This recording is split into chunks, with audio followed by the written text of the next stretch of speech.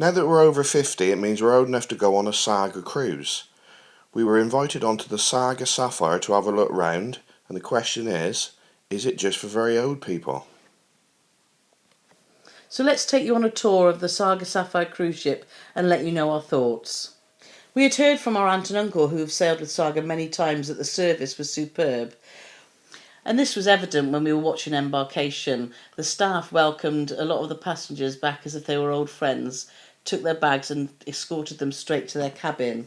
Excellent service. As well as the warm welcome when you got on board the ship, it was always nice to see lots of officers, including the captain, out and about and chatting to all their guests. He even had time to stop and have a chat to us. It was really good to see a lot of outside space on the Saga Sapphire. This is the veranda where they have breakfast and barbecues, and has some lovely sofa areas where you can look out the back of the ship and watch the world go by. We really like this area.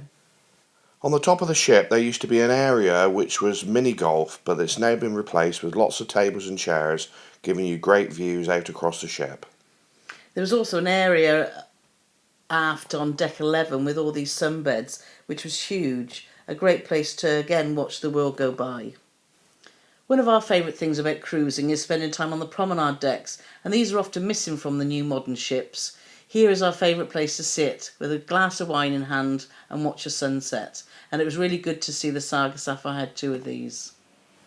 During our visit we were shown around a variety of cabins, and we were particularly impressed with the size of the inside cabin. We were shown around an outside cabin which had a really big window, and again plenty of space. The standard of decor and everything was really good. It was quite smart, wasn't it? Yeah, it's lovely, yeah. This is a double, as you can see. Very big bed. Nice chair by the side of the bed, somewhere to sit, which sometimes you don't get. And a nice little balcony. The balconies were smaller, weren't they? Yeah, but I mean... Yeah, not very wide, which is quite classic on an older ship. Yeah, but you could always sit in my lap though, couldn't you? That's true. Now this is where we'd like to stay if money was no object. There's plenty of suites on the Saga Sapphire, all very different actually. Some with facing windows, some with balconies, some without balconies actually, which was unusual to see with suites. But all had walk-in wardrobes and all those extras that you'd want from the suite life. Right, on to the ladies' favourite place now, the shopping area. Lots of shops here for all your convenience goods, and plus if you want to spoil yourself, and of course all your duty free. The Saga Sapphire is quite a quirky ship.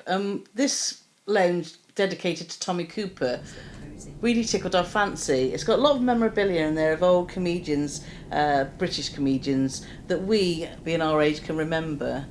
It looked a fun place to have a pre-dinner drink with some live music. Right, this is the Britannia Lounge, which is the main entertainment centre for your evening entertainment, but it's also the home of the famous Saga afternoon tea.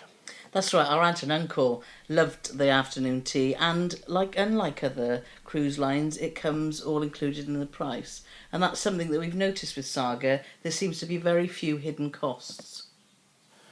Right, on to the drawing room. This is another place, like most cruise ships, where you can get some snacks which are available most of the day. Live entertainment, a nice view out onto the observation deck.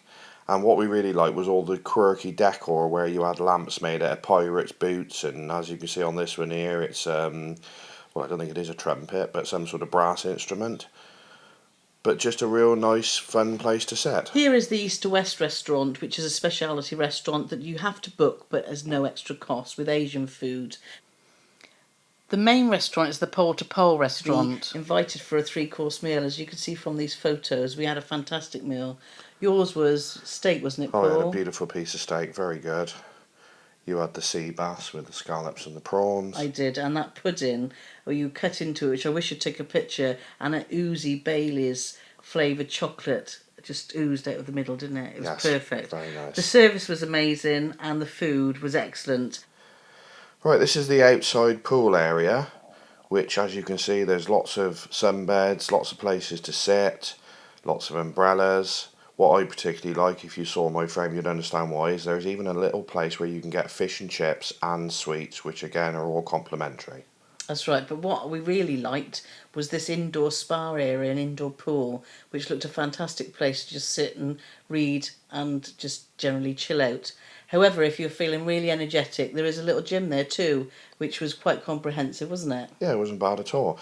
And unlike most cruise ships, they don't waste a good view in the gym. If you want to go in there, all you get to look at is the wall or yourself. So the question was, is Saga just for really old people? And in my humble opinion, I'd have to say no.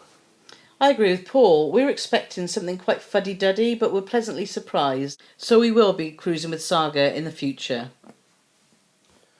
Thanks for watching. Don't forget to give us a thumbs up and please do subscribe. And don't forget there's lots of other cruising information on our YouTube channel.